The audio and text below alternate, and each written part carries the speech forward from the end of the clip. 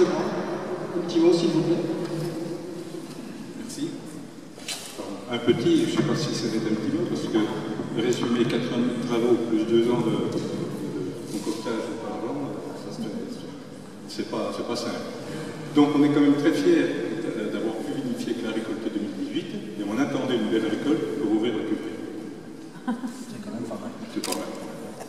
Alors, c'est un travail qui a été réalisé par Frédéric Didier, qui est architecte en chef des bâtiments de France, qui s'occupe particulièrement de Versailles et Cluny, qui nous a amené un jour un projet un peu époustouflant, une colline dans la colline, celle qui est réalisée aujourd'hui, et on l'a redimensionnée avec un géobiologue, qui s'appelle Georges Pack, qui est décédé aujourd'hui, et qui nous a dit simplement, une cuverie, ça doit être comme un auditorium. Il faut qu'il y ait un écho, et vous le sentez là, il y a un écho, mais même sans micro, si vous voulez, il y a aussi un écho assez formidable. Pour que le vin respire, il lui faut de l'espace. Et c'est ce qui a été créé, oui, donc cet espace qu'on ne devine pas de l'extérieur, et que quand on est à l'intérieur, on le sent bien. Alors, c'est Grégory Patriac qui s'excuse de ne pas être là ce soir, mais c'était la semaine de vacances, qui fait donc notre viniculteur et qui officie pour réaliser tous ces vins. Alors, tous les vins de la maison Jean-Claude Boisset, ce sont des vins qui sont donc, qui proviennent de raisins, heureusement, mais uniquement de raisins achetés, avec 54 cuves en bois qui sont tout autour de nous.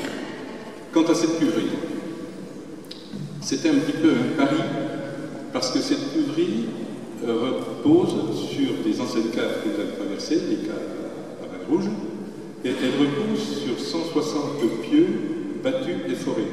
Les pieux battus sont ceux qui sont à l'extérieur des caves, les pieux forés sont ceux qui sont dans les caves. Ça repose donc simplement comme sur des pilotis. C'est relativement simple. Dans cette cuverie également, si vous voulez, il y a un certain nombre d'éléments. Je le disais à certains, nous croyons assez aux forces terrestres et célestes. Alors pour expliquer ça, je dis simplement et souvent, il y a des barreurs de feu. Quand vous êtes brûlé, même au 3e, 4e degré, il y a des gens qui ont des barres de feu, maintenant c'est reconnu même dans les hôpitaux. On ne sait pas comment ça marche, mais ça fonctionne. Donc si ça fonctionne, il y a peut-être d'autres choses qui peuvent fonctionner, mais qu'on ne connaît pas. Donc pourquoi ne pas s'en priver? Alors cette cuverie, la peinture, c'est une peinture écologique. Hein, à l'origine, on voulait faire de la chaux, mais la chaux, il aurait fallu refaire le badigeon tous les 3 ans. Donc c'est une peinture écologique. Le ciment qui soutient le carrelage, c'est du mapécène qui ne relargue pas de mauvaise énergie.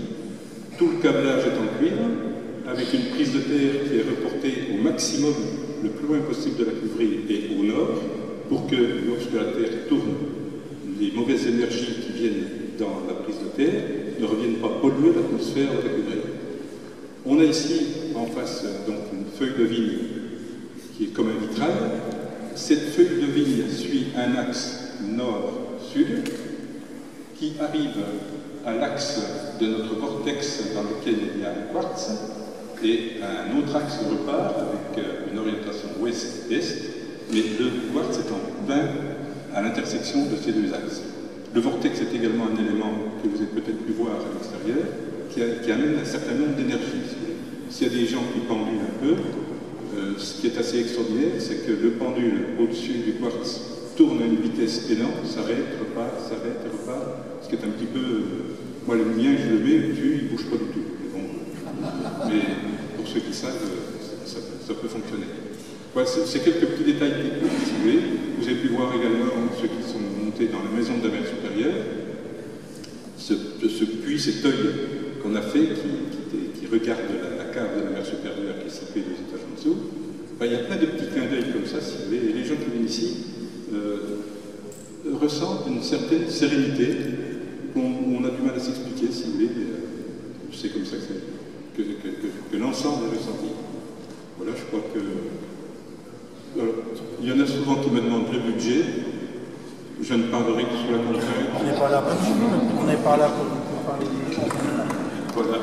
Écoutez, maintenant j'étais entre Alain et Alain, donc je passe par Alain.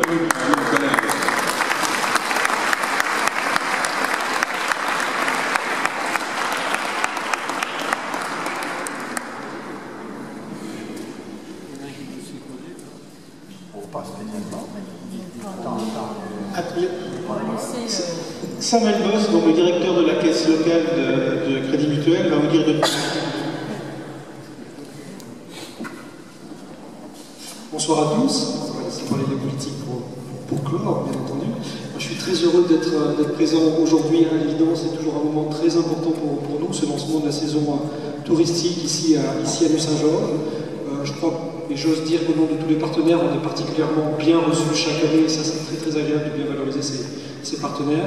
C'est un plaisir de soutenir une association où on sait que le bénévolat est central, une association qui fédère également d'autres associations autour d'elle pour l'événement. Donc ça c'est quelque chose qui est important dans la culture de Nuitonne, puisqu'on voit qu'on a une vie associative qui est très dense ici à Nuit. Le Crédit Mutuel, lui, a plutôt l'habitude de soutenir les événements musicaux, ça vous le savez, au niveau national. Mais on a fait une exception ici à Nuits-Saint-Georges, donc depuis 18 ans, on est partenaire historique de cet événement-là. Et on en est très satisfait, à l'évidence. Les budgets se resserrent. Alain le sait, mais on est toujours présent quand même. La caisse locale fait des efforts particuliers dans ce sens-là. Et on ne peut pas imaginer de ne pas être présent ici. Le Crédit Mutuel, c'est la banque des associations. C'est dans notre ADN. On a à peu près 200 associations sur Nuits-Saint-Georges. Donc vous imaginez le nombre de sollicitations que l'on peut avoir. Mais Alain, tu ne le sais peut-être pas, le premier partenariat, c'est avec le semi-marathon de Saint-Georges. Au Crédit Mutuel, on est une banque de proximité, on prend des décisions locales, on a des élus qui vous représentent, qui représentent les clients, et forcément, ce sont des élus de terrain, et on a envie d'être présent sur le tissu local, et ce monde associatif nous convient tout à fait. Et puis, il ne faut pas masquer une dimension, c'est le plaisir. Il y a un plaisir d'être là ce soir, à l'évidence. Il y a un plaisir de participer à des manifestations très très nombreuses avec des associations qui vivent très très bien. Donc bravo à toutes ces associations. Et puis, je voudrais également juste dire que ce soir, on a le plaisir d'être quasiment dans un club entreprise. Les grands clubs font ça. Je crois qu'ici, Alain a presque lancé ça, le club entreprise. Alors, on ne peut plus adhérer à la jeune chambre économique tous ensemble parce qu'on pour certains, on est passé d'âge depuis bien longtemps. Mais peut-être qu'il y a quelque chose à faire ici pour faire en sorte que ce club d'entreprise soit toujours plus dense et toujours apte à soutenir une belle manifestation comme cette. Monsieur le Président, cher Alain, Monsieur le Maire, Mesdames et Messieurs, chers amis, écoutez, c'est avec plaisir qu'avec ma collègue Valérie Duret, on est à nouveau présent sur le 18e semi-marathon de Nuits-Saint-Georges. Bien sûr entendu, je voyais difficilement le département, malgré des contraintes budgétaires que tout le monde connaît, est absent et est retiré de ce semi-marathon, d'où effectivement notre présence ce soir et ce fameux samedi que je vous souhaite ensoleillé. Alors c'est vrai que les coureurs vont découvrir un parcours qui est toujours le même, mais avec un sol un peu différent, puisque pour beaucoup d'entre vous, vous l'avez remarqué, depuis un an, je dirais, il s'est passé d'énormes travaux, puisque la fameuse véloroute qui était attendue depuis quand même un certain temps, les travaux se sont terminés ces jours-ci, hein. Le secteur de Nuits-Saint-Georges, ça doit être aujourd'hui ou hier. Et puis, on a été jusqu'à cette deuxième tranche qui se termine donc à la limite de Chambol-Musigny. Alors c'est vrai que le président s'est permis une petite remarque sympathique et sans arrière-pensée. C'est vrai que les coureurs, quand ils vont circuler principalement sur cette partie nord, il y a une portion d'1 kilomètre que tout d'un coup, ils vont trouver l'asphalte un peu différente. Et j'espère que ce jour-là, il ne va pas pleuvoir, parce que de l'autre côté, il faudra peut-être des bottes. Bon. J'exagère peut-être un peu, mais c'est quand même un peu le constat qui va être fait. Ce qui n'empêche que le parcours est toujours le même. Et je pense qu'il y aura autant de coureurs, malgré ce qu'on a pu entendre tout à l'heure. Et le département répond toujours présent par notre participation, principalement sur les médailles, etc. On sera présent avec ma collègue pour remettre ces récompenses. Et puis, je vous souhaite, et puis aussi, avant de finir mes propos, un grand merci à tous vos bénévoles qui sont autour, parce que je l'ai retenu quand même plus de 230 personnes. Énorme pour assurer la sécurité et puis aussi accueillir ces coureurs dans de bonnes conditions et puis qui repartent de notre territoire Nuiton avec encore de bons souvenirs, avec le fameux petit flacon rouge qu'il a interdit de nommer, mais je pense qu'ils apprécient ce geste. Voilà. Merci et puis bonne réussite, pleine réussite pour ce samedi 18e semi-marathon.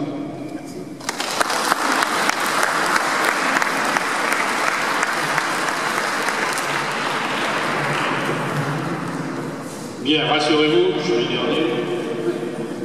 commencer à déboucher. Alors, on est parti pour une quinzaine de préparations, en plein dedans. Il y a 2 jours, c'était dans les cuveries des Hospices. Jean-Marc est là-bas au fond, il pourra vous en parler. Nous sommes allés déguster les excellents de qualité tout à fait exceptionnelle, les pièces, le vin que nous aurons avec le millésime de 2018. Et j'en profite pour féliciter Jean-Marc Moron et les Hospices, puisque j'ai vu quelques-uns de des gens qui travaillent aux Hospices présents, pour la qualité du vin. C'était une récolte pas si facile que ça. Ils ont réussi à faire quelque chose, on l'a goûté avec certains que je vois ici, on était extrêmement contents. Deuxième événement, ce soir, présentation du semi-marathon. Donc là, ça se passe très bien. Ça va se passer après très bien, certainement. Troisième événement, ça sera la semaine prochaine, le bien public. Le bien public va présenter la plaquette, le numéro spécial qui sort sur la vente des vins.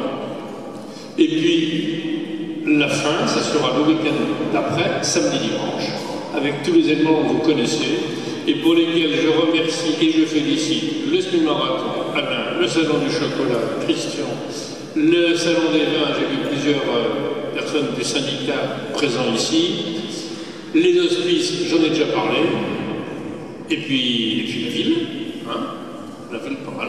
Donc tout ça, ça fera une très belle chose. On est vraiment rodés. Et on est tellement rodés, et je vous félicite tous pour votre sérieux, que cette année, la sous-préfecture de Beaune m'a demandé la sécurité, c'est comment? J'ai dit comme l'an dernier. Elle m'a dit bon, très bien, on ne fera pas de visite, on vous fait confiance. Donc c'est quand même pas mal tout ça. Vous êtes vraiment très sérieux.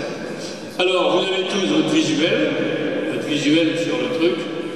Je me suis aperçu que j'avais le mien. Il est pas mal, hein, Nathalie? Merci. Merci, Nathalie. Hein. Donc, bravo pour ça, pour la plaquette, pour les visuels, pour les souvenirs qu'on aura et pour le moment que vous allez nous permettre de vivre maintenant. Allez, que la fête continue.